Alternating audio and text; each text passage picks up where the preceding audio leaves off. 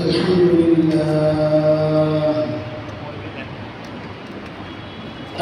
لله وكفى وسلام على عباده الذين اصطفى أما بعد فأعوذ بالله من الشيطان الرجيم بسم الله الرحمن الرحيم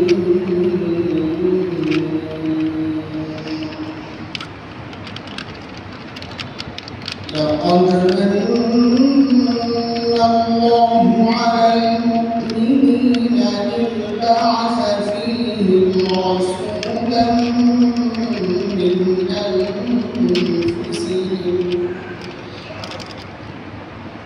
رسولا من أنفسهم يتلو عليهم آياته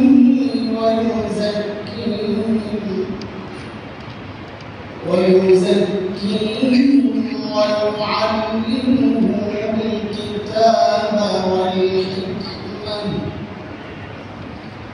وإن كانوا من قبل لفي ضلال مبين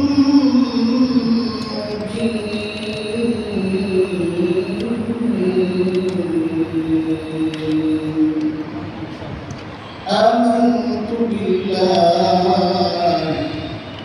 صدق الله العلي العظيم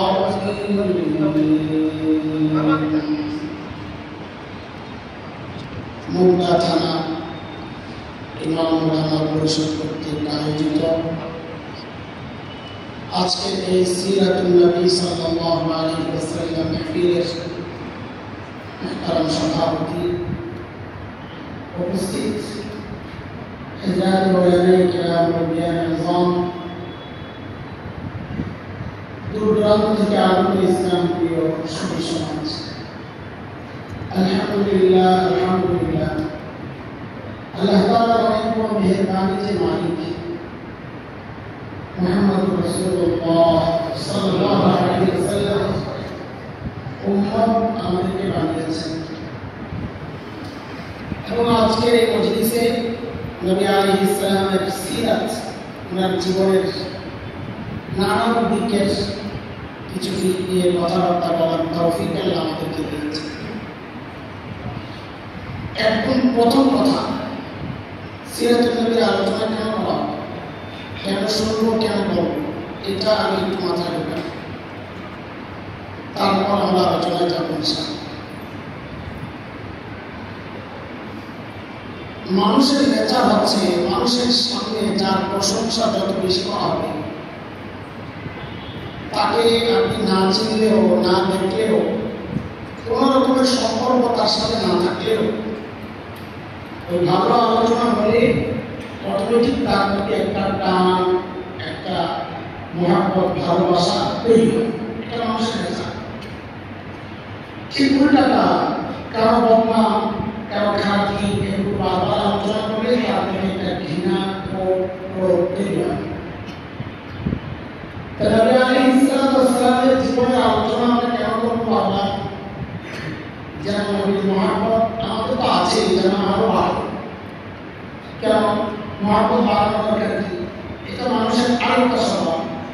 মানুষ যাকে ভালোবাসে সে নিজেকে তার মতো সাজাতে চায়, তার মতো বলতে চায়। দেখেন, ছোট্ট একটা বাচ্চা অযখন পানি চায় মাম্মা বলে, যখন কথা বলতে পারে না মাম্মা, তো মা বাবা ওই বাচ্চার অনুকরণে বলে মাম্মা, ওই মা পানির নাম হয়ে গেছে।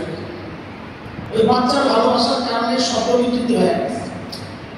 দুনিয়ার মানুষ যে যাকে ভালোবাসে সে তার রুচি, চয়েস, পছন্দ এটা বললে যারা যাকে ভালোবাসে সে কোন কালারটা পছন্দ করে, তো ওই কালারের জামা গায়ে দিতে চায়, ওই স্টাইলের চুল রাখে। প্রিয় মানুষের রঙে মানুষ রঙিন হয়, এটাই মানুষের নেচার। আল্লাহ হাবিব সাল্লাল্লাহু আলাইহি ওয়াসাল্লামের জীবনের নানান দিক নিয়ে বারবার আলোচনা কেন হবে? মহব্বত বাড়ানোর মাধ্যমে যেন আমরা নবীর জীবনকে নিজেদের জীবনের জন্য একটা মডেল হিসেবে গ্রহণ করে জীবনকে সাজাতে পারে, সেই জন্যই সিরাতুন নবীর এই মাহফিল।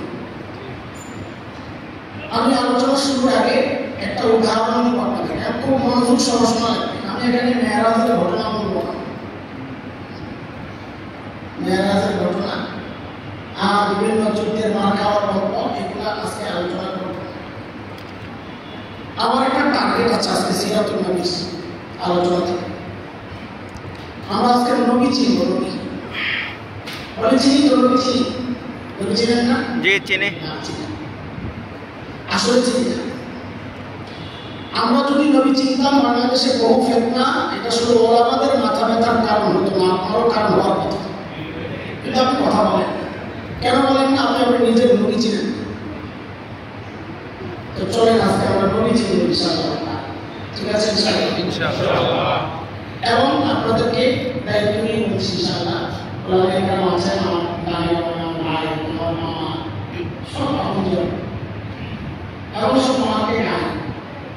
আমি দায়িত্ব নিয়ে বলছি আজকে আমি আমার নবীকে কোরআন থেকেই ছিলাম।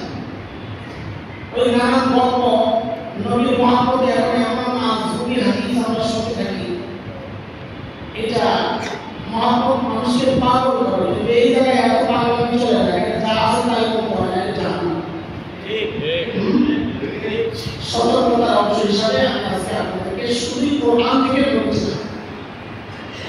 আল্লাহ আমার নবীকে নিয়ে কোরআনে এত আলোচনা করেছেন, সুবহানাল্লাহ। এগুলো বলাই তো যথেষ্ট, শেষ করা যায় না। কিন্তু তা বলার আগে একটা উদাহরণ মাথায় আগে ফিট করে, সেটা হচ্ছে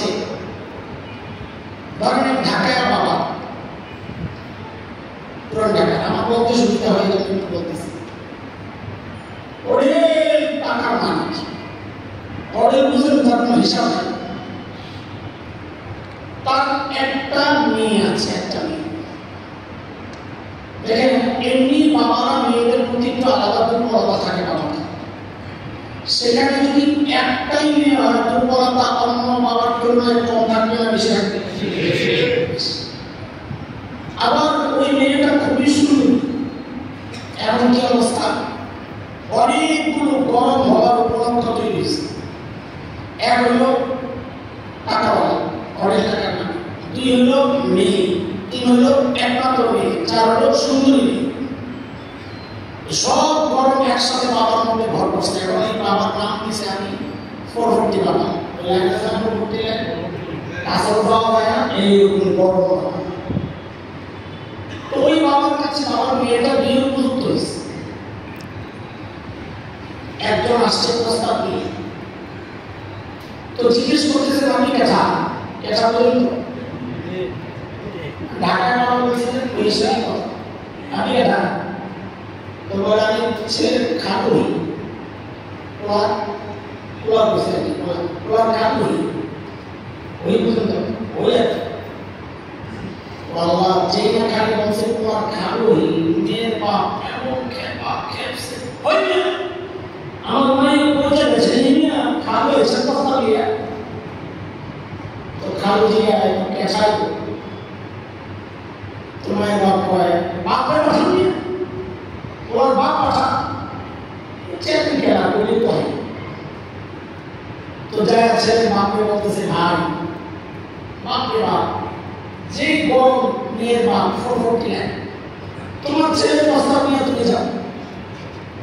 তো বাবা আসছে একদিন পর, ভাই আমি ওই মেয়ে ওই ছেলে বাপ, আচ্ছা আপনি ছেলের নাম কি, বাপের নাম কি, বংশ, এলাকা, দেখতে কেমন, হাইট কেমন, চেহারা কেমন, বন্ধু বান্ধব কারা, সব খবর নিয়ে ওরা পছন্দ করেছে।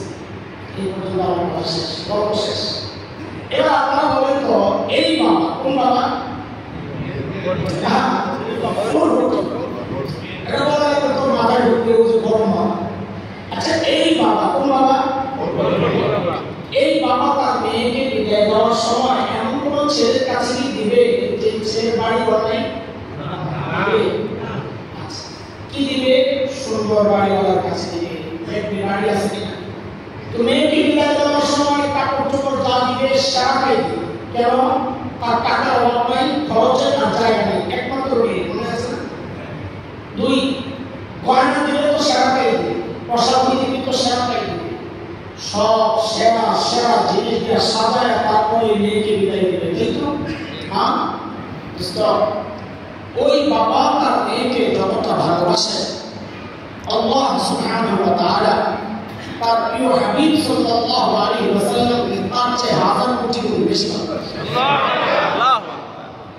কাজে আল্লাহ আমার নবীকে দুনিয়ায় বিদায় দেওয়ার সময় সব সেরা সেরা জিনিস দিয়ে সাজায় তারপরে বিদায় দিয়েছে। সুবহানাল্লাহ। এটাই আজকে শোনাবো কি দিয়েছেন আমার নবীর মর্যাদা কোরআনে কি আছে আল্লাহ তাআলা। সর্বপ্রথম প্রস্তাবের ব্যাপারে খাওয়ানো চলবে না, মনে আছে? প্রস্তাব কে দিতে হবে? কে? বাবা। আল্লাহর সিদ্ধান্ত আমি আমার নবীকে দুনিয়ায় ফ্রিতে পাঠাবো, কারণ দুনিয়ার মানুষের নেচার হচ্ছে ফ্রিতে জিনিসটা মূল্য দিতে চায়। যে জিনিস অর্জন করতে যত বেশি কষ্ট হয় ওই জিনিসের মূল্য তত বেশি দেয়, ঠিক কিনা বলেন? ঠিকঠাক বুঝতেছেন না?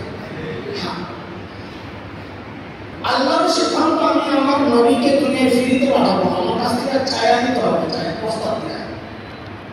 বলে প্রস্তাব কে দিবে? বলে খাওয়ানো চলবে না, বাবা দেওয়া প্রস্তাব কার দেওয়া? বাবাকে বলেন ইব্রাহিম আলাইহিস সালাম। আল্লাহ ইব্রাহিম আলাইহিস সালামকে দিয়ে প্রস্তাব করেছে। খালিল ইব্রাহিম যখন বাইতুল্লাহ বানান তো বানায় হলি দেখেন এমন দামি কাজ করছি, এটাকে আবাদ করার জন্য একটু দাম মানুষ তাদের কাছে চাইছেন কি? রব্বানা ওয়াবাস ফীহিম রাসূলান মিনহুম ইয়াতলু আলাইহিম আয়াতিকা ওয়া ইউআল্লিমুহুমুল কিতাব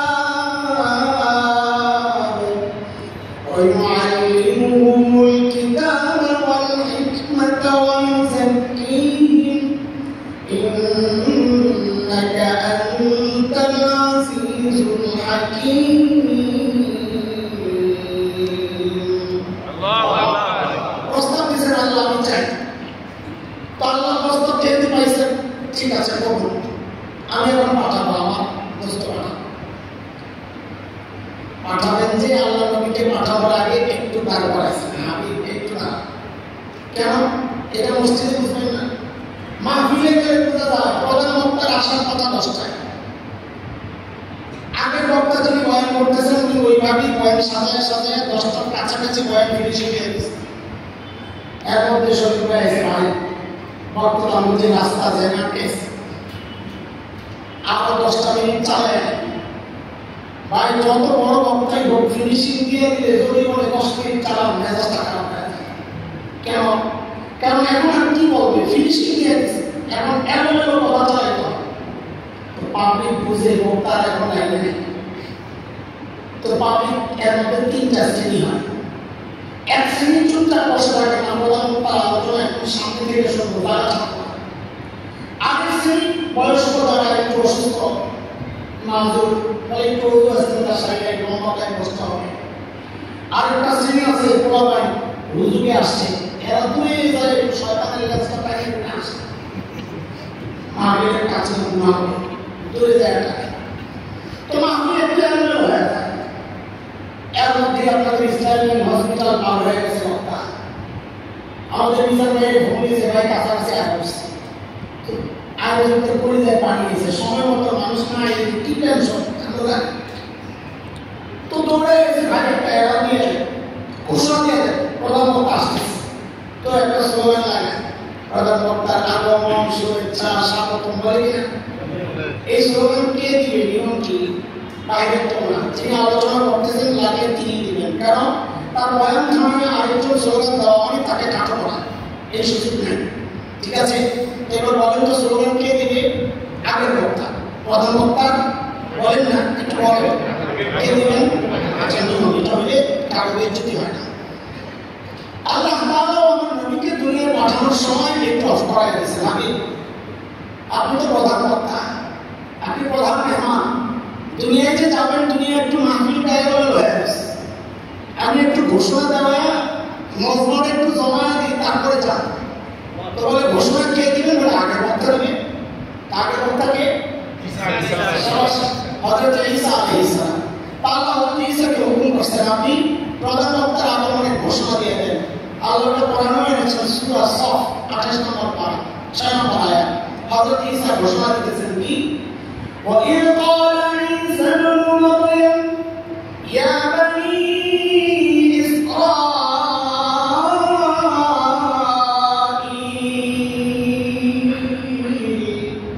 إِنِّي رَسُولُ اللَّهِ إِلَيْكُمْ مُصَدِّقًا لِمَا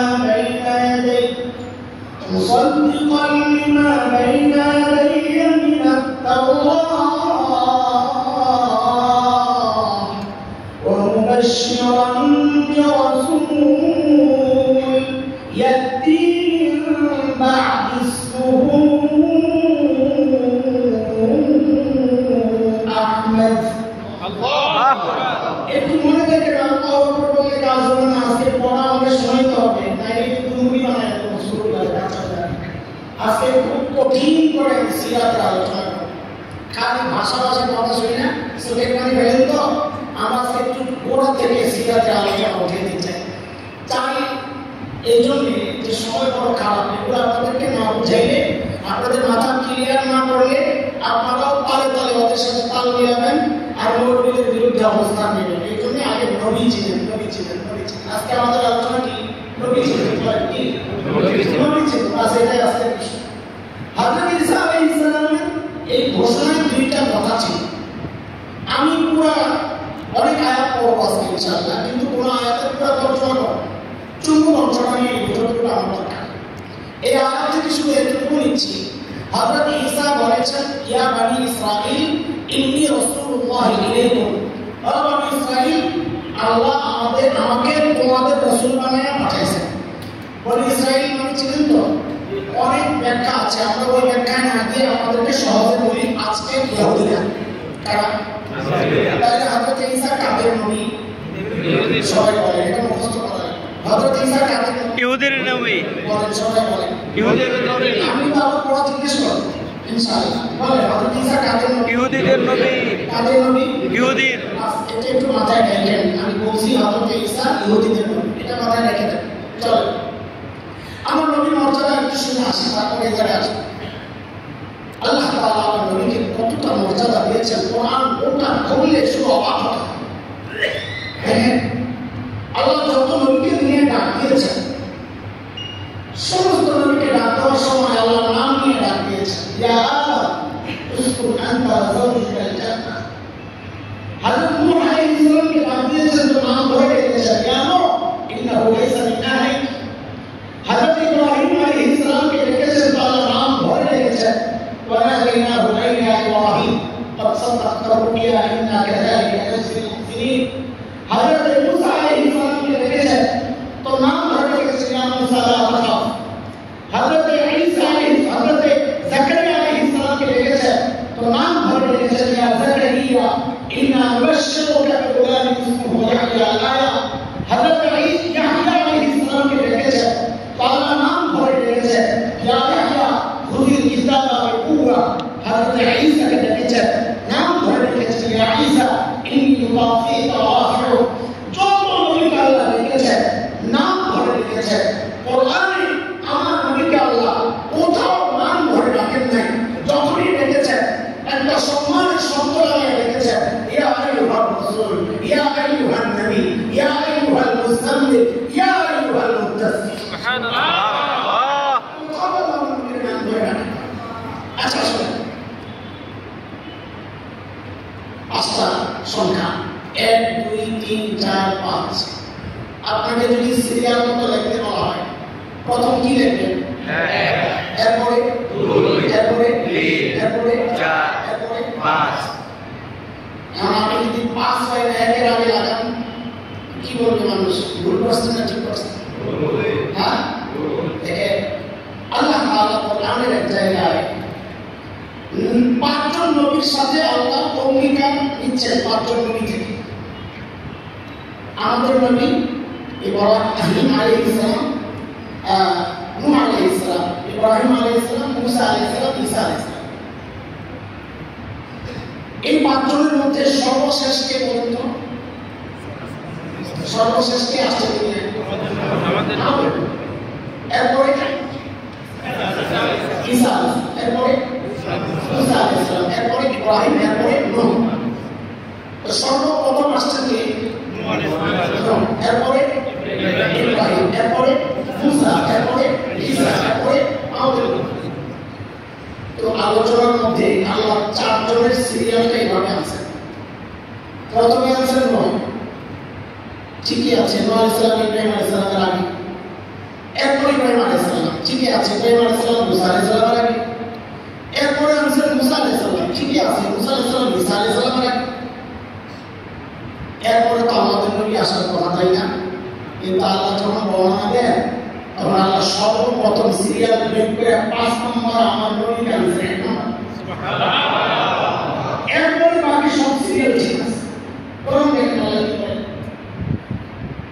وَإِذْ أَخَذْنَا مِنَ النَّبِيِّينَ مِيثَاقَهُمْ وَمِنكَ وَمِن نُوحٍ وَإِبْرَاهِيمَ وَمُوسَى وَعِيسَى ابْنِ مَرْيَمَ। চারটা সব সিরিয়াল ঠিক আছে, কিন্তু ৫ম নম্বর যার থাকার কথা আল্লাহ মর্যাদা দিয়ে আমার নবীকে সবার আগে বসায় দিয়েছে। সুবহানাল্লাহ। আলামে আল্লাহকে সমস্ত নবীদের রূহকে আল্লাহ একসাথে করছে। কিছু ওয়াদা করবেন, ওয়াদা। আল্লাহ কি বলতেছেন নবীদেরকে জানেন? আমি যে আপনাদেরকে কিতাব দিব, হেকমত দিব, যদি আপনারা এমন একজন নবী পান যিনি আপনাদেরকে সত্যায়ন করবেন, তো আপনারা তাকে পেলে তার উপর ঈমান আনবেন, তাকে সাহায্য সহযোগিতা লাগলে করবেন। সমস্ত নবী বলেছেন যে হ্যাঁ আমরা রাজি। তখন আল্লাহ বলেছেন আপনারা একে অপরের সাথী থাকেন। একজন বলেছেন নবীরা সাথী, একে অপরের সাথী থাকেন। আমি আপনাদের সাথে সাক্ষী রইলাম, যেমন একজন নবী আসলে সবাই তার উপর ঈমান আনতে হবে। এই অঙ্গীকার আল্লাহ নিয়া, সমস্ত নবী থেকে ওয়াদা নিয়া, তারপর আল্লাহ নবীদেরকে দুনিয়ায় রেখে পাঠাইছেন। সেই নবী হচ্ছেন মুহাম্মদ রাসূলুল্লাহ সাল্লাল্লাহু আলাইহি ওয়াসাল্লাম।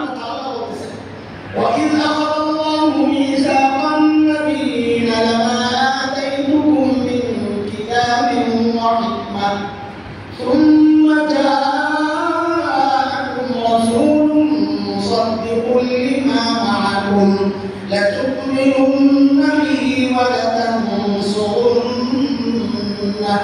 قَالَ أَأَقْرَرْتُمْ وَأَخَذْتُمْ عَلَىٰ ذَٰلِكُمْ إِصْرِي قَالُوا أَقْرَرْنَا قَالَ فَاشْهَدُوا وَأَنَا مَعَكُم مِّنَ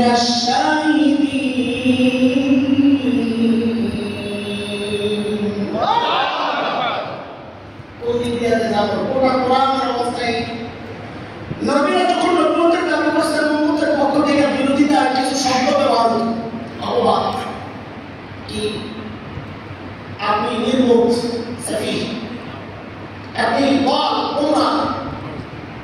তো নবীরা আত্মপক্ষ সমর্থন করে জবাব দিয়েছেন, ইয়া কওম লাইসা বি খাবাহা, না না আমি নির্বোধ নই।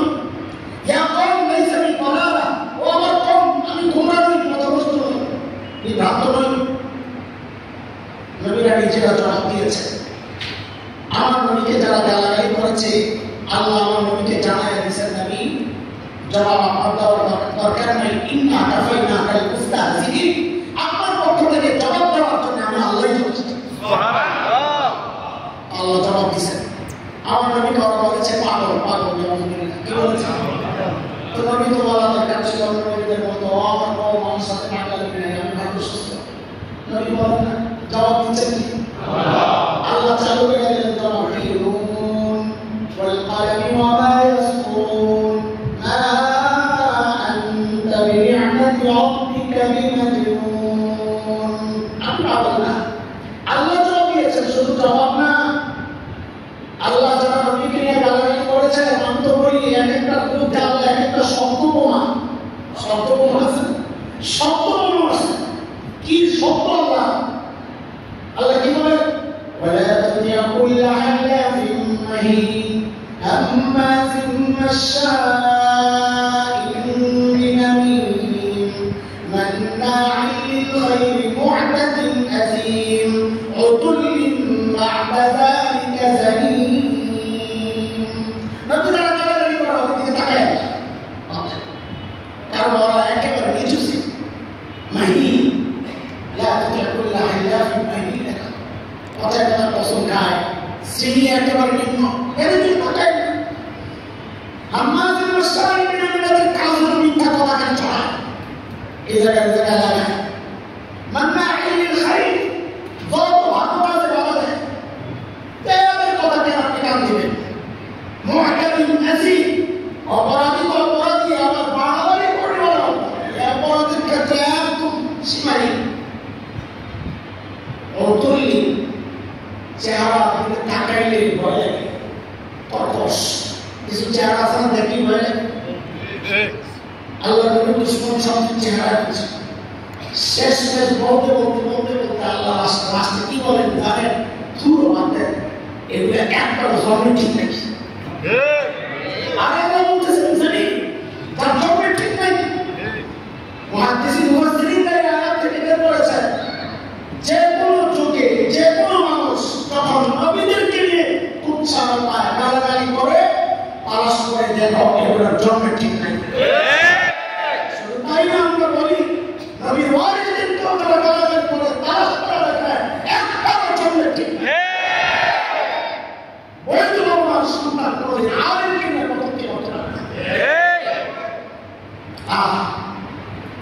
কোন দিকে যাবো তারা ওটা করতেছে এখন কোন পয়েন্টে ওটার জন্য এটা আল্লাহ সব আল্লাহ কোরআনে আছে চেহারার কথাও আলোচনা করছে ওই চেহারা বাইতুল মুকাদ্দাসের দিকে কেবলা নবী মন চাইতেছে বাইতুলের দিকে তো ওই আসলে উপরের দিকে খালি তাকায় আসে না তো আল্লাহ আমি দেখছি দোস্ত আমি দেখছি চেহারাটা কেন উপরের দিকে ওঠা قد نرى تقلب وجهك في السماء আমার মনে চেহারা নষ্ট করে অনেক সম্পত্তি যাদেরকে বিদ্য বৈভব দিয়ে আল্লাহ ছেড়ে দিয়েছেন যা ইচ্ছা কর আমার নবীকে আল্লাহ বলেছেন আপনি ওদিকে তাকাবেন না তার মানে আমার নবীর চোখের আলোচনা বাসা করে আমি ওয়ালা তামুদ্দান্না আইনাইকা ইলা মা মাত্তা'না বিহি আজওয়াজান আমার নবীর সিনার কথা আসছে আল্লাহ নাশরাহ লাকা সাদরাক আমার নবীর পিঠের কথা আসছে ওয়াদা'না আনকা বিযরাকা আল্লাযী আনকাযা যাহরাক নবী আপনার পিঠ থেকে আমার বোঝা সরাই নাই যে বোঝা আপনার পিঠকে ভাঙা করে দিয়েছিল আমার নবীর পায়ের কথা আসছে লা তাকুন ফীহি আবাদা যে মসজিদ মুনাফিকরা বানাইছে ষড়যন্ত্রের জন্য ওই মসজিদে আপনি পা ফেলবেন না আমার নবীর হাতের কথা আসছে ইন্নাল্লাযীনা ইউবাইউনাকা ইন্নামা ইউবাইউনা আল্লাহ আমার নবীর হাতের কথা আসছে আমার নবীর সব কিছু আসছে আখলাক চরিত্রের কথা আসছে উম্মতের কথা আসছে খায়রুন কুনতুম খায়রা উম্মাহ বিবিদের কথা আসছে ইয়া নিসা আন-নবী লাস্তুন্না কাআহাদিন মিনান নিসা আমার নবীর সব বিষয় আল্লাহ কোরআনে এত সুন্দর করে এনেছে দেখলে সে অবাক লাগে মানুষটা কোন লেভেলে হইলে আল্লাহ তাকে এতটা ভালোবাসতে পারে সুবহানাল্লাহ দেখেন আমাদের নবীকে আল্লাহ তাআলা দুনিয়ার রহমত হিসেবে পাঠিয়েছেন তাই না ওমা সাল্লাল্লাহু আলাইহি আমরা খুব মজা পাই নবীর মায়া দেখাই না নবীর দরদ ছিল উম্মতের জন্য কাঁদছে এই রহমতের অনেক দিক আছে এর মধ্যে একটা দিক কি জানেন একটা দিক হচ্ছে নবীর অস্তিত্বটাই এই দুনিয়ার জন্য ছিল রহমত সুবহানাল্লাহ আল্লাহ যখন নবীর কওমকে আযাব দিয়ে ধ্বংস করেছেন নবী দুনিয়ায় ছিলেন হযরত হুদ আলাইহিস সালামের কওম কি ছিল আজ কওমে আদকে ধ্বংস করেছে হযরত হুদ জমিনে ছিলেন কওমে সামুদকে ধ্বংস করেছে হযরত সালেহ দুনিয়ায় ছিলেন কওমে নূহকে ধ্বংস করেছেন হযরত নূহ জমিনে ছিলেন কওমে লূতকে ধ্বংস করেছেন হযরত লূত আলাইহিস সালাম জমিনে ছিলেন আমার নবীর রহমত সেই হিসাবে আল্লাহ কি বলতেছেন নবী আপনার অস্তিত্বটাই রহমত তো আল্লাহ কি বলেন ওয়ামা কানা আল্লাহু লিয়ুআযিবাহুম ওয়া আনতা ফীহিম ওয়ামা কানা আল্লাহু يعذبهم وهم يستغفرون নবী আপনি যতদিন জমিনে থাকবেন আপনি রহমত যেহেতু আপনার থাকা অবস্থায় আমি আযাব দিয়ে জাতিকে ধ্বংস করেন নাই আমার অস্তিত্বটাই রহমত। এবার আসি আস্তে আস্তে জায়গা থেকে যায় বলেন হযরত ঈসা আলাইহিস সালাম কাকে বলেছে আমার আল্লাহ সবার নাম শুনুন আল্লাহ সবার কোরআন কাকে সবার উদার লিন্নাস আসমান উদার লিন্নাস আসমান কাজ কিন্তু মূলত উদার লিন্নাস সমস্ত মানুষের জন্য আমার হেদায়েত। আমাদের নবী কাকে বলেন সবার সবার বুঝে বলছেন সবার এই প্রসঙ্গে যাওয়ার আগে একটা উদাহরণ দিয়ে আগে আমার মাথাটা ঠিক করে নিই যেন কথাটা সেট করা যায়। দেখেন ওই যে বাবার কথা বলছিলাম কোন বাবা যেন পরবর্তী মনে আছে না বিষয়টা একটু জটিল এগুলি ইজি করতেছি আপনাদের। আচ্ছা বলেন তো ওই বাবা তার মেয়েকে বিদায় দেওয়ার ক্ষেত্রে ছেলে বাড়ি করে দেখবে না বাড়ি করে ছাড়া হয়ে বিয়ে দেবে দেখবে বাড়ি করে ছাড়া প্রশ্নই আসে না ভাঙা বাড়ি না ভালো বাড়ি বারোয়ারি এই জায়গায় হচ্ছে আমাদের একটা প্রশ্ন যে আপনি বলেন ওই ফোনটি বাবা তার মেয়েকে যা ভালোবাসে তার চেয়ে হাজার মতো বেশি আল্লাহ তার নবীকে ভালোবাসে এটা প্রমাণ দিলাম কিছুক্ষণ। যদি তাই হয় ওই বাবা তো তার মেয়েকে ঘর বাড়ি ছাড়া কোনো মানুষের কাছে বিয়ে দিবে না ঠিক তাই আল্লাহ তাআলা তার নবীকে পাঠানোর ক্ষেত্রে কই আমরা তো দেখলাম না দুনিয়ার সেরা সুন্দর জায়গায় নবীকে সুইজারল্যান্ড পাঠিয়েছেন। দুনিয়ার সেরা সুন্দর জায়গা কই সুইজারল্যান্ড কাশ্মীর যাকে ভূস্বর্গ বলা হয় দুনিয়ার জান্নাত কই আল্লাহ ওখানে পাঠাইলেন কোথায় খলিল ইব্রাহিমের জবানে ওই জায়গার অবস্থাটা দেখা হচ্ছে কি ওয়াদিন গায়রি যি যারা বৃক্ষলতাহীন জলশূন্য বালুকাময় জায়গা খানা নাই পানি নাই ফল ফসল কিচ্ছু নাই এমন মরু অঞ্চল এমন শুষ্ক অস্বাস্থ্যকর জায়গায় আল্লাহ আমার নবীকে কেন পাঠাইলেন? প্রশ্ন জাগে না জাগে না আর প্রশ্ন না থাকলে আপনি জাগে জাগে জাগে চাকরির উত্তর বুঝে আসবে না জাগলে উত্তর বুঝে আসবে। আল্লাহ আমার নবীকে যেখানে পাঠাইছেন ভৌগোলিক দিক থেকে ওই অঞ্চলটাকে বলে জাজিরাতুল আরব। কি বলেন তো শব্দটা? আবার বলেন ওলামাদের কাছে শব্দ পরিচিত ওনাদের বলতে কষ্ট হবে না। আপনারা যেহেতু খুব আলোচনায় আসে না এই জন্য বলতে একটু কষ্ট হলেও কয়েকটা বলে ইজি হয়ে যাবে। বলেন তো কোথায়? আরব দ্বীপ আরব দ্বীপ জাজিরাতুল আরব। জাজিরাতুল আরবে আল্লাহ আমার নবীকে কেন পাঠিয়েছেন? দেখেন এখন থেকে প্রশ্ন আসবে উত্তর আসবে উত্তরের উপর আবার প্রশ্ন আবার উত্তর এইভাবে কিছুক্ষণ চললে আপনাদের বিষয়টা বুঝে আসবে। আল্লাহ আমার নবীকে কেউ পাঠিয়েছেন বলেন জাজিরাতুল আরব আমরা কিছুক্ষণ জাজিরাতুল আরব বলবো শেষে আবার শব্দ পাল্টায় আরেকটা বসাবো তখন বইটাই বলবে।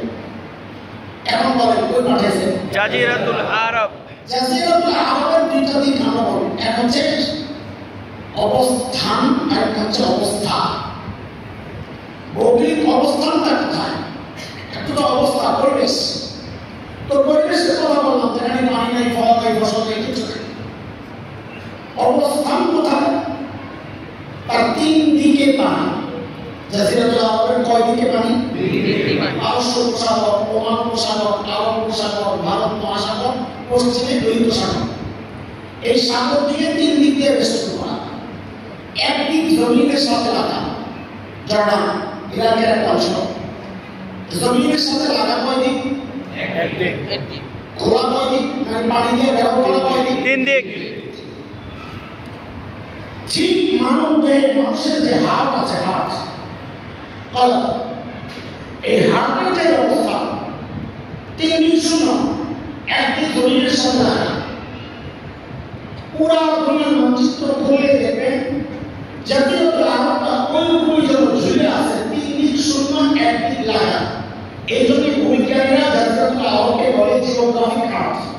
এটা বিশ্ব মানচিত্রের হাট। আপনারা বলেন, আপনারা বলেন, আরে মতো কি মানচিত্র আরব অঞ্চল থেকে কি বলে মধ্যপ্রাচ্য। এই যে এই সব আসলে হাট। এখন প্রশ্ন হচ্ছে আল্লাহ নবীকে হাটে এখন থেকে আমরা চাইছি না, আরো বলবো না, এখন থেকে সম্ভব চাইছি, এখন থেকে বলবো আল্লাহ নবীকে কই পাঠাইছে? হার্টে হার্ট আমার নবীকে আল্লাহ হাটে পাঠাইলেন। প্রশ্ন, এই প্রশ্নের উত্তর বোঝার আগে মাথায় আগে আরেকটা কথা ঢোকা। আগে ঢুকেছিলেন একটা হযরত ঈসা কাদের নবী, এখন আরেকটা কথা ঢুকাবেন। আমাদের নবী একমাত্র বিশ্বনবী। বলেন বিশ্বনবী। বিশ্বনবীর কি অর্থ এটা আমি একটু পরে বলতেছি। আপাতত ঢুকায় রাখেন 2-3 মাসের কথা। হযরত ঈসার ব্যাপারে কি বললাম? ঈসা কাদের নবী? ইহুদিদের নবী। আর আমাদের নবী বিশ্বনবী। একমাত্র বলতে হবে, আমাদের নবী একমাত্র বিশ্ব। এবার বলছেন আল্লাহ আমার নবীকে হাটে কেন পাঠাইছে? হ্যাঁ বলেন কই পাঠাইছে? হাটে। আমার নবী দুনিয়া আসার আগে দুনিয়ার যত দর্শন ছিল, যত প্রাচীন দর্শন ছিল, গ্রিক দর্শন, ইরাকি দর্শন, ব্যাবিলন, মিশরী, যত দর্শন ছিল, সমস্ত দার্শনিকের বক্তব্য ছিল মানুষকে নিয়ন্ত্রণ করে তার ব্রেন। কে? সর্বপ্রথম মুন্নি নবী মুহাম্মদ রাসূলুল্লাহ সাল্লাল্লাহু আলাইহি ওয়াসাল্লাম গোটা দুনিয়ার দার্শনিকদের বিরুদ্ধে দাঁড়ায় ঘোষণা দিলেন, না, মানুষকে তার ব্রেন নিয়ন্ত্রণ করে না, মানুষকে নিয়ন্ত্রণ করে তার হার্ট। কে? হার্ট। আলা ইন্না ফিল জাসাদি মুদাহ ইযা সালাহাত সালাহাল জাসাদু কুল্লু ওয়া ইযা ফাসাদাত ফাসাদাল জাসাদু কুল্লু আলা হিয়াল কলব। এটা তো পীর সাহেবরা আপনাদের দরবারে ওয়াজ করছে।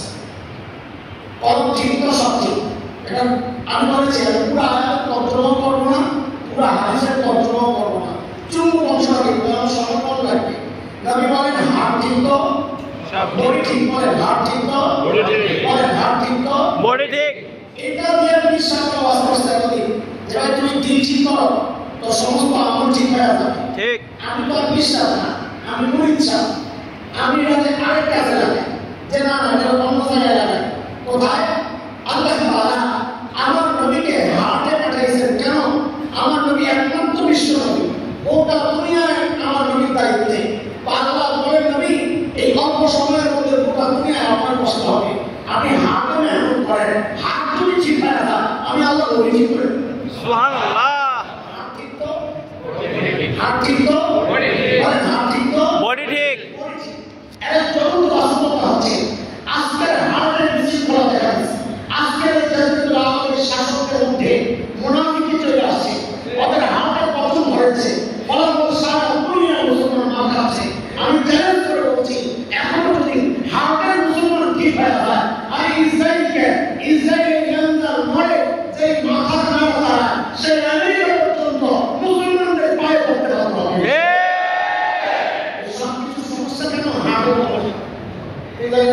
হাড়ের সমস্যা। আপনি পুকুরের ঠিক মাঝখানে একটা ঢিল এসেছে, তাহলে ঢেউটা সমতলে চালিয়ে চলে, কিন্তু আপনি যদি এক সাইডে মারেন, এক পাশে শক্তিশালী ভাবে দ্রুততার সাথে আসতে পড়বে, আরেক পাশে যেতে যেতে দুর্বল হয়ে যাবে, দেরি হয়ে যাবে। আমার নবী যেহেতু একমাত্র বিশ্ব নবী, এই জন্য আল্লাহ আমার নবীকে গোটা দুনিয়ার হাতে পাঠাইছেন, মাঝখানে পাঠাইছেন। কেন? যেন হেদায়েতের নূর সমান্তরালে চারদিকে ছড়ায়। একটা গল্প শোনাই, তাই বুঝতে আরো সহজ হবে। আমাদের একজন বড় মুফাসসির ছিলেন, আমাদের মুরব্বী আল্লামা আব্দুল গফফার রাহমাতুল্লাহ আলাইহি। ও আমাদের তো অবশ্যই মনে আছে, আমাদের কি অবস্থা জানি না, অনেকে তো পায়ও নাই। বাংলাদেশ খেলাফত মজলিসের আমির ছিলেন, আবার কিছুদিন জামিয়া রহমানিয়ার দায়িত্বশীল ছিলেন। আল্লামা আব্দুল রহমাতুল্লাহর সাথে কথা বসেছিল, হয়তো বয়ান করতে খুব সাহসী। আমাদের মতো ভুলমান ছিল না, কথা বলতে খুব মজা, বসায় বসায় হযরত এক গল্প শোনাইছেন। আপনাদের বোঝার জন্য গল্পটারও আমি চাই আনতেছি। হযরত বলেন কি আমরা কয়েকজন আলেম গেছি ইন্ডিয়াতে সফরে সকালবেলা নাস্তা দিছে বড় প্লেটের মধ্যে গরম টাটকা খিচুড়ি শুকনা খিচুড়ি গরম ধোয়া উঠতেছে ওই খিচুড়ি ঠিক মাঝখানে একটু ঘি দিয়ে দিচ্ছে এটা বড় মজার খাওয়া একটু ঘি নিয়ে নিয়ে গরম খিচুড়ি দিয়ে খাওয়া মোটলা রে ভাই বাড়ি যায় কথা একটা কই গেল ওর মধ্যে দাঁড়ালে বিষয় কি বলবো আমার মানুষ তো ঘিয়ের মধ্যে যখন গরমের পাক করছে ঘি বলে তেলে কোথায় এটা তো স্বাভাবিক না তো পশ্চিম দিকে যে মাওলানা বসছে আচ্ছা আপনার জন্য আগে একটু বুঝেন সর্বপ্রথম মুসলমান হিজরত করছে মক্কা থেকে কোথায় আচ্ছা আচ্ছা কোথায় পশ্চিম লোহিত সাগরের পশ্চিম ভাগ আজকের দুনিয়ার মানচিত্রে ইথিওপিয়া যে অঞ্চল প্রধান লোহিত রাশা তো যিনি পশ্চিম দিকে বসে ওই পশ্চিম দিকে ঘিরে মধ্যে আমরা ঢুকে নিজের দিকে একটা টান মারে আর বলে কি ইসলাম প্রথমে মক্কা থেকে হাফসালা দিকে হিজরত করছে এখন যে ঘি রাস্তা পায় সব শিখছে আসে উত্তর দিকে যে আপনি দেখেন যে অবস্থা তাড়াতাড়ি আমরা ঢুকে আমরা এরপরে ইসলাম মক্কা থেকে মদিনা দিকে হিজরত করছে এখন ইসুসের মদিনা দিকে হাফসা আপনি রাফাসা বলেন কারণটা দেখছো মদিনা তো ঘি সব শেষ করে হয় আমি আর দেরি করলাম না হাতাগুলোর বইটা পুরো ঘিটারে পুরো খিচুড়ির মধ্যে মাখা মার বললাম এরপর ইসলাম গোটা দুনিয়ায় ছড়ায় সুবহানাল্লাহ আল্লাহ তাআলা আমাদের নবীকে দুনিয়ার মাঝখানে পাঠানোর কারণে আমি আপনি সময় মতো ঘিরে ভাগ পাইছি আরে চারজন সাহাবীর ইতিহাস পাওয়া যায় যে বাংলাদেশ সৈয়দ তারা ব্যবসায়িত্ব করতে গেছেন কাজী বাংলাদেশে ইসলাম সাহাবীদের হাত ধরে আসছে এখানে ওই পশ্চিমাদের চক্রান্ত থেকে এই দেশে ইসলামের বিপ্লব উৎপাদন করা যাবে না এটা পুরো অনেক নিচে পতিত আলহামদুলিল্লাহ আচ্ছা তো বলেন আল্লাহ তাআলা আমার নবীকে কই পাঠাইছেন আরে কেন পাঠাইছেন জাহাজ ঠিক তো ওটা করেছি চলেন আবার পিছনের দিকে যাই হযরত ঈসা কাদের ইহুদের নবী আমাদের নবী কাদের নবী সমস্ত বলতে হবে না দলিল লাগবে আল্লাহ বলতেছেন ওমা আরসালনাকা ইল্লা কাফাতান লিন-নাসি বাশীরান ওয়া নাযীরা আল্লাহু আকবার এই আয়াতের ব্যাখ্যা যাওয়ার আগে আমি আপনাদেরকে একটা কথা মুখস্থ করাই শুনুন বিশেষ করে যুবক আলেমরা আমার নবী দুনিয়ায় আসার আগে আল্লাহ যত নবী দুনিয়ায় পাঠিয়েছেন তত নবী সমস্ত নবীর সাথে তিনটা বিষয় ছিল নির্ধারিত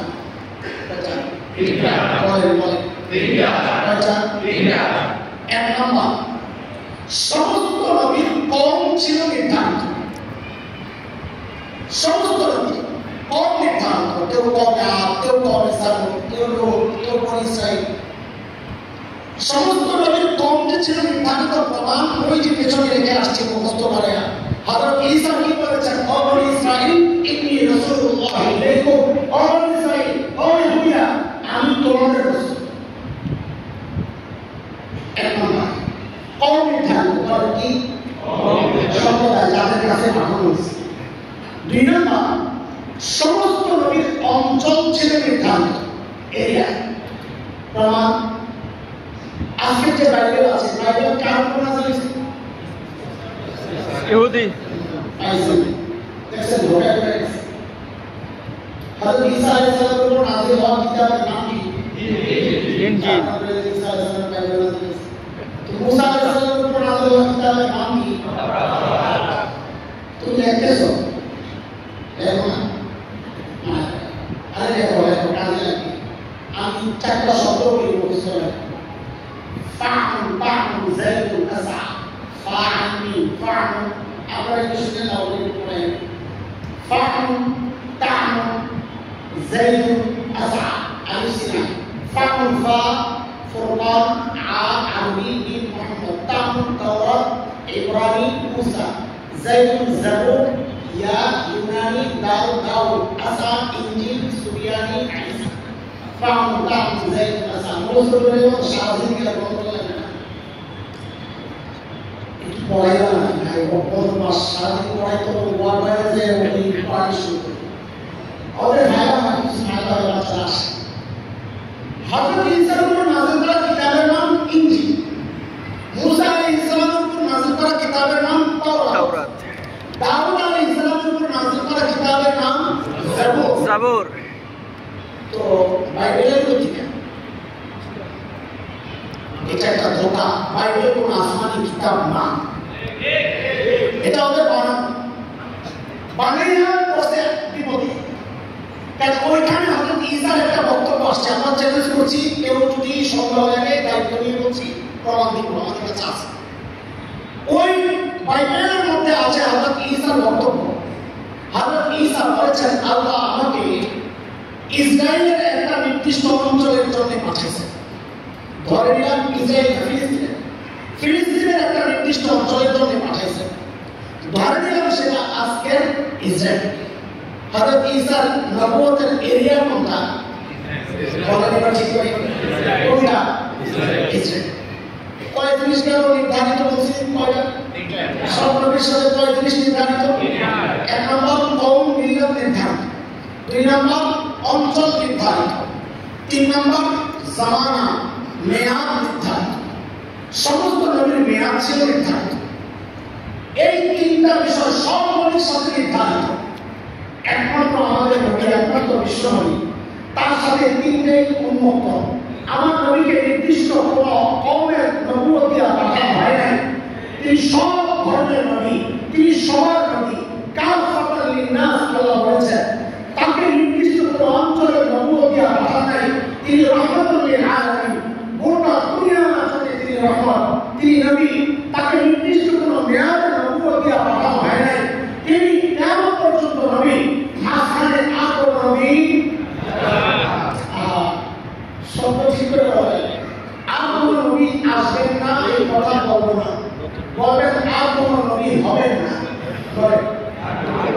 হবেন না পার্থক্য কি পার্থক্য আছে আমাদের এই কথাবার্তা ফাঁক ফুকুর দিয়ে করা উঠবে আপনাদের কাম করে ধরবে আপনি তো দুর্বল মানুষ সবকিছু জানেন না আপনার ধর্ম ভাই কি যদি বললেন আর কোন নবী আসবেন না তাহলে আপনি বুঝুন মিথ্যার কথা বলছেন আপনি বুঝুন বুঝি ঈসা আলাইহিস সালাম করে আবার আসবেন আপনি আসবেন না তা আপনিও চিন্তা করেন ঈসা আলাইহিস সালাম তো আসবে তারপরে কি বলি এই জন্য শব্দ ঠিক করে বলতে হবে আর কোন নবী হবে না আসবেন কিন্তু হবেন না আর কোন নবী হবেন না কিয়ামত পর্যন্ত আমার নবী নবুয়ত মেয়াদ ছাড়া আনলিমিটেড এই তিনটা বিষয় মাথায় ঢুকছে আপনাদের আমরা ফিনিশিং করতে পারবো না ঢুকছে মাথায় সমস্ত নবীর সাথে কয় বিষয় নির্ধারিত তিন বিষয় এক নম্বর কওম নির্ধারিত দুই নম্বর অঞ্চল নির্ধারিত তিন নম্বর মেয়াদ নির্ধারিত ঠিক আছে বাংলাদেশে দেখেন আমরা বলি বাংলাদেশের স্বাধীনতা সার্বভৌমত্ব আছে হুমকি মুখে আপনাদের যাদের মনে হয় না এর মনে না হওয়ার পেছনের মূল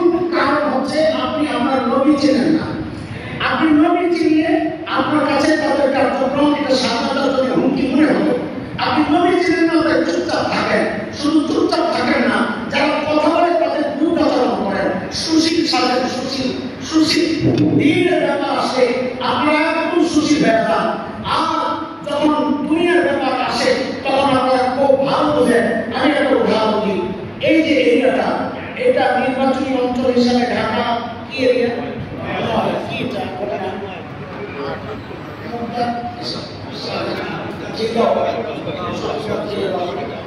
এটা এমপি কে ছিল 2 বছর আগে হিসাব করেন এই পুরো অঞ্চলের মধ্যে সবচেয়ে প্রপার একদম ভালো এলাকা কোনটা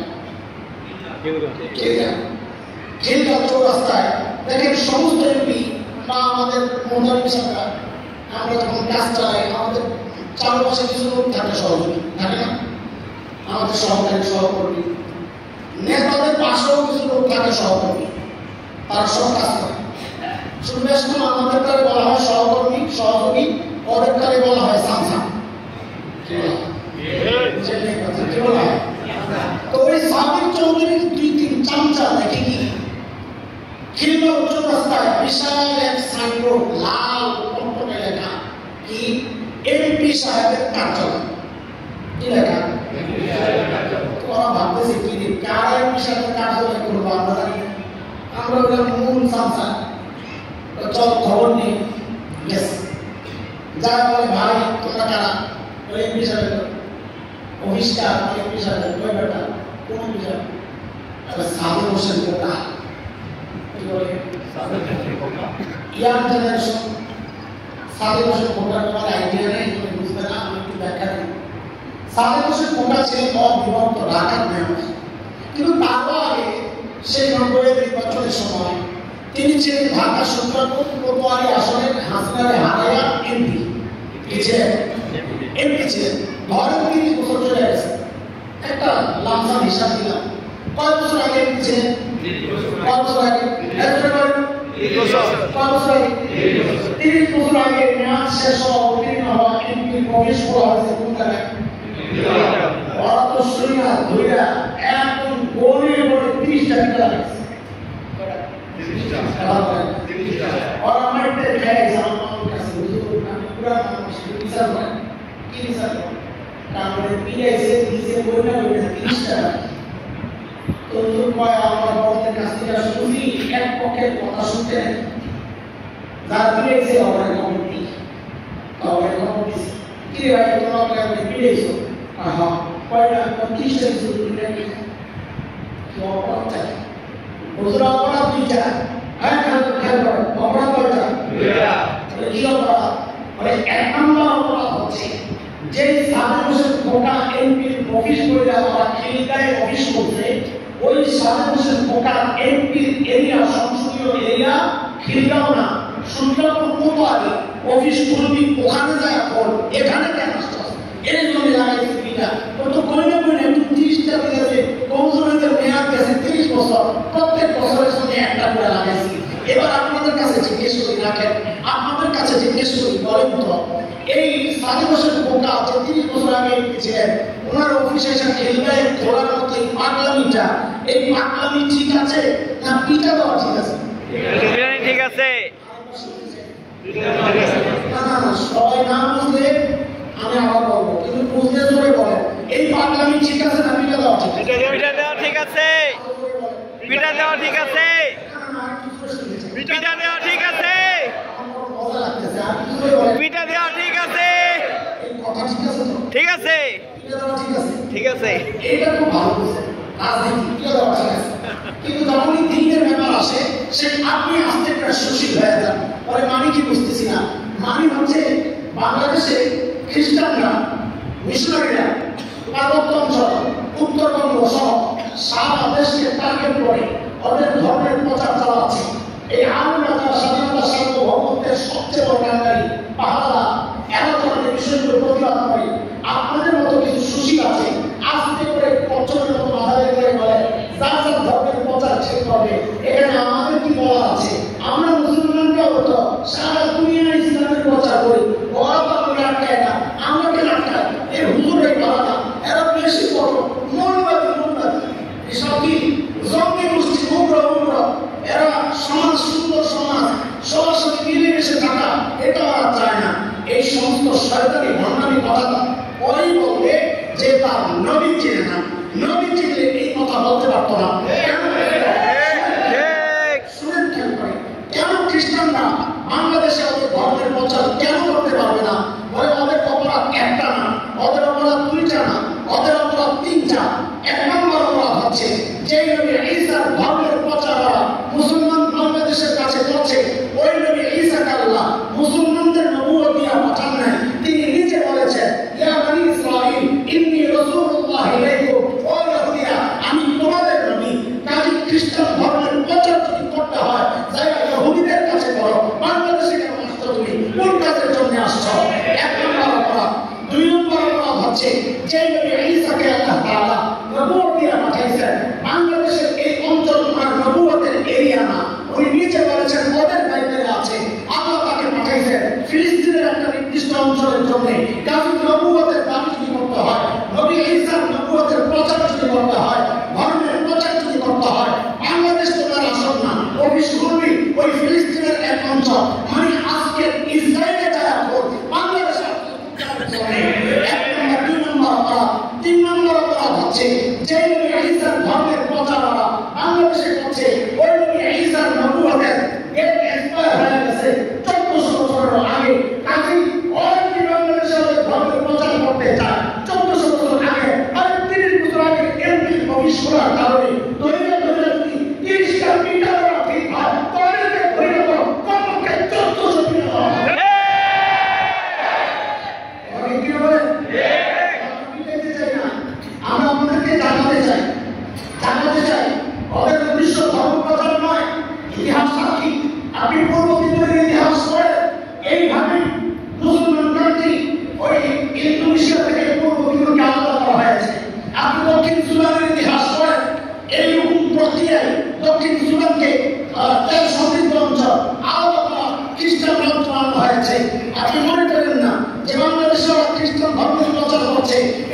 ধর্মীয় দিকটাই না না, ওদের টার্গেট হচ্ছে আপনার দেশকে খ্রিস্টান রাষ্ট্র বানানো। ওরা ঘোষণা দিয়ে দিচ্ছে ইতিমধ্যে, কাজে যারা নবী চিনবে সেটা মানতে পারবে না। কেন? কারণ বাংলাদেশের ধর্মের প্রচারের কোনো নৈতিক অধিকার নাই। এটা যদি করতে হয় যায় ইসরায়েলে যারা করবে, বাংলাদেশে করতে পারবে না। আমাদের এই জায়গায় কোনো অনৈক্য থাকলে চলবে না, এখানেই কথা বলার সুযোগ নাই। এটা হুজুররা বুঝুক জায়গা আমাদের বিষয় না। আমরা পশ্চিমাদের পাঁচের কারগুলা আমরা গোলামি করবো, নুন খাবো, নুন পাবো, এগুলো করলে নুন বন্ধ হয়ে যাবে। তোমরা নুন খাওয়া পাঁচটা গোলাম হতে পারো। আমরা শেখ হিন্দের সন্তান যিনি বলেছেন শরীর থেকে কল্লা হবে, সিনা থেকে ইমান আলাদা করা যাবে না। আমরা তাদের সন্তান, রক্ত দিয়ে দেবে স্বাধীনতা। যদি রক্ত দিয়ে রক্ষা করতে হয়, রক্ত দিয়ে রক্ষা করা হবে ইনশাআল্লাহ।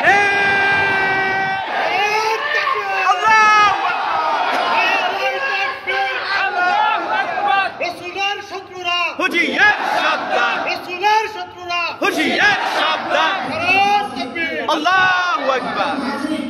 সেই প্রসঙ্গে যদি আমরা দিয়ে আঘাত না করে তো আমরা বুঝবো আপনি আপনার দিয়েছেন।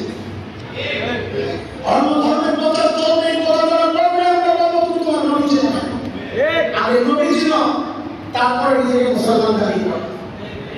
এই খালি নামে মুসলমান, একটা এসে ওই বিবৃতি দিচ্ছে নিজেদের মধ্যে। আর মোহাম্মদ নাম কত সুন্দর, মোহাম্মদ নাম লাগাই বিবৃতি দিচ্ছে কি গান, নাচ, ডান্স, এগুলোর জন্য শিক্ষক অবশ্যই নিয়োজিত হবে। প্রজ্ঞাপন জারি হয়ে গেছে হবে। সাথে আবার এটাও ধর্মীয় শিক্ষক নিয়োগ দিবে, তবে তিনি সব ধর্মের দিতে হবে। কত উদার মানুষ, কত উদার। ওই যে দুই পকেট চাল দিয়ে ঢুকছে। বাংলাদেশের কৃষ্টি কালচার পশ্চিমাদের কালচার দিয়ে ছেড়ে যান, ওদের কি আসে যায়? ওদের সন্তান তো এখানে থাকে না, সব তো পশ্চিমায় থাকে। সন্তান নষ্ট হলে আপনারটা হবে, ওদের কি? আর আপনারা চুপচাপ আছেন, কেউ কিচ্ছু বলেন না। মনে হয় যদি আইনের সব বলা যায়, শিক্ষা ব্যবস্থা ধ্বংস হয়ে গেছে। আমার নবীর আদর্শ, আমার নবীর যে দিন, এই দিন অবহেলিত হচ্ছে। ইংরেজি বই আছে, বইয়ের শিক্ষকও আছে, বাংলা বই আছে, বইয়ের শিক্ষকও আছে, অঙ্কের বই আছে, বইয়ের শিক্ষকও আছে। কিন্তু একটাই বিষয়, ইসলাম ধর্ম শিক্ষা বইও আছে, শিক্ষক নাই। শুধু নাই না, যার যখন দায়িত্ব আসে সবাই দেয়। বাংলাদেশের মৌলানা থেকে আমাদের কাছে খবর আসছে, বলবেন ইসলাম ধর্ম শিক্ষা এই বই পড়ানোর দায়িত্ব বসে একজন হিন্দু। নাউযুবিল্লাহ। আমাদের লজ্জা করা উচিত। ন্যূনতম আত্মরক্ষার থাকলে এটা মুসলমান আমাদের ঠিক। শেষ কথা, সময় কম, এই জাতীয় কথা বলতে সাধারণ দরকার। যদি একটু বুঝাই দিতে যায়, এত বাইরে ছিলাম, এখন একটু ভিতরে ঢুকতে চাই। এই যে মজলিসে ঢুকবো, ঢোকেন। ঢুকবো, খারাপ করবে না তো? একটা কিচ্ছা শুনে আপনার মুখ আসতে একটা বিয়ে করতে এক্সাম হয় মহিলা কাছে, ওই জেনে বসতে আজকে জেনে উঠতেই থাকে। আস্তে আস্তে আসলে আজাদ হয়ে গেছে। এখন শ্বশুর মেয়ের বাপ ঘটকে বলে কি, ঘটকা দেরি হয়েছি, খানা ঠান্ডা হয়েছে, নামাজ পড়ে বিয়ের সাথে প্রোগ্রাম শেষ করতে করতে খানা বাসিয়ে দেবে। একটা কাজ করে, আমি খাওয়াই দেবো, বিয়ের সাথে করা হবে না। কারণ এই জামাই পরে সারা জিন্দিগি আমার মেয়ের খোটা দিবে। তো বাবার বাড়িতে গেছিলাম, প্রথম দিনই আমার বাসি খানা খাওয়াইছে। এটা হলো আসলে একটা পাঠ, যৌতুক দিব তো একটা পাঠ লাগে। তো ঘটনা ঠিক আছে, খাওয়াই। আচ্ছা, কি জবাব দেন তো, মেয়ের বাড়িতে সেরা মেহমানকে খানার আয়োজন যা করবে, সেরা আয়োজনটা কার সঙ্গে দিবে? কার সঙ্গে? ঠিক আছে তো, এই দুই কথা ঠিক আছে, আমার কথা বুঝে রাখবে। এই দুই কথা আগে এক কথা, সেরা মেহমান জামাই, চিনি জামাইয়ের সঙ্গে বিশাল বিষ, আস্তা কাশি, আস্তা মুরগি, আস্তা মাছ, বিয়ের সাথে জামাই কথা স্মার্ট জামাই। কি জামাই? স্মার্ট জামাই কথা চুপচাপ থাকে। দেখে যে প্যান্ডেলের বাইরে ডেকোরেট করা একটা পাথর আছে, ময়লা হয়েছে, তাই না? ময়লা হয়েছে, ওটার মধ্যে কি ভালো গেছে? আমি সবাই মিলে আমি শুনতে শুনতে করি বাচ্চাদের কষ্ট করা বলা বস্তু খায় হাতিটা লেবু চিন্তা বসে যাচ্ছে জামাই বাবু তাকে কিছুক্ষণ পর কোন জামাই স্মার্ট জামাই স্মার্ট জামাই কতক্ষণ পর লাভ দিয়ে উঠে গেছে উনি ময়লা যেখানে ফালাইছে তার সামনে যাই ওর সামনে আসল দিয়ে বসছে কোন জামাই তো ভাই স্মার্ট জামাই আসল দিয়ে বসে ওখান থেকে হাত দিয়ে টানছে নিয়ে ওই পলাও ময়লা গুলো উঠে গেছে হাতি বসলে চাপানি একটা দেয় এবং ছিলকায় কষ্ট দেয় খালি ছিলকা কামায় ও খাইতেছে শ্বশুর কিছুর ভিতরে শাশুড়ি একটা পায়ের সামনে বসেছে সেটা আমার জন্য ওই পেয়ালা হাতি নিয়ে প্যান্ডেলের ভিতরে ঢুকা একটা জামাই খুঁজে পায় জামাই গেল খুঁজতে খুঁজতে যায় জামাই বসে বসে পায় তো শ্বশুরের ডায়লগ প্রমাণ ডায়লগ মস্ত করি শ্বশুর বলে জামাইয়ের আসন খালি কেন কুত্তার আসনে জামাই কেন আসলে ময়লার সামনে বসা কথা না উত্তর তো শ্বশুর কি বলে জামাইয়ের আসন কুত্তার আসনে বটকের রাখতে যাবে আপনি বললে জামাই নাকি স্মার্ট না ভেরি স্মার্ট আচ্ছা আপনারাই বলেন এই জামাই স্মার্ট না পাবো ঠিক আছে এটা স্মার্ট না পাগল পাগল পাগল পাগল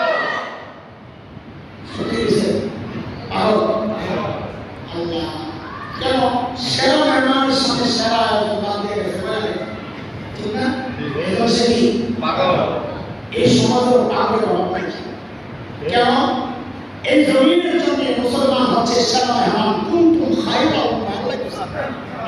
সেরা মেহমান সেরা মেহমানের সঙ্গে সেরা আয়োজন ওয়াইন্নাকা আলা খুলকিন আযীম শ্রেষ্ঠ নবীকে আল্লাহ আমাকে দিয়েছেন সেরা মেহমানের জন্য সেরা আয়োজন আমার নবীর আখলাক আমার নবীর চরিত্র লাকাদ কানা লাকুম ফি রাসূলিল্লাহ উসওয়াতুন হাসানাহ সেরা আয়োজন বাদ দিয়ে আমার ভালো লাগে না আমি তাকাই রয়েছি বাইরে কোনদিকে ওই হিন্দুদের কৃষ্টি কালচারের দিকে ওই খ্রিস্টানের কৃষ্টি কালচারের দিকে আমার সেরা আয়োজনের দিকে আমার মনোযোগ নাই যে মুসলমান হওয়া সত্ত্বেও সেরা মেহমান হইয়া সেরা আল্লাহর দান মুহাম্মদুর রাসূলুল্লাহ পেয়ে আশপাশে তাকায় চুল কাটে আমাদের স্টাইলে বিয়ের সাথে প্রোগ্রাম সাজা আমাদের স্টাইলে আমরাও বলবো এটা সুস্থ মানুষের কাজ হইতে পারে না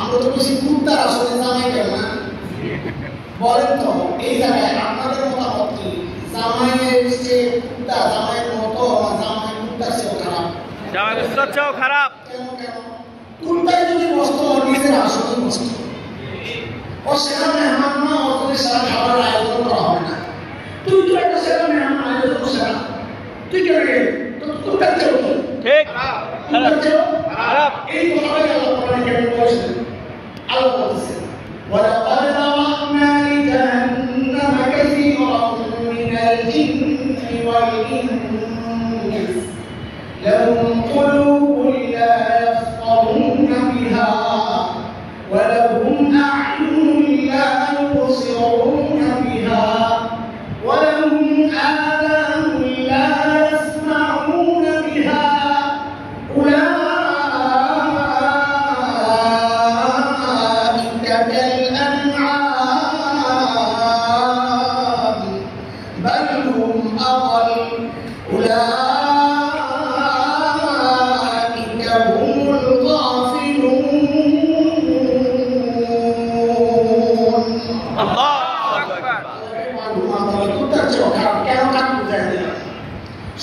শেষ কথা না এই কথাই শেষ আপনি টেইলার জায়গা একটা স্যুট অর্ডার করছেন মাপ দিচ্ছেন তো আমার মাপ নেওয়ার সময় হাতা করতে হবে মাপ নেই কিনে না পাশ করতে হবে নেই কিনে না এখানে করতে নেই কিনে না প্যান্টের মাপ আলাদা নেই কিনা বডির মাপ আলাদা নেই কিনা কথা বলেন না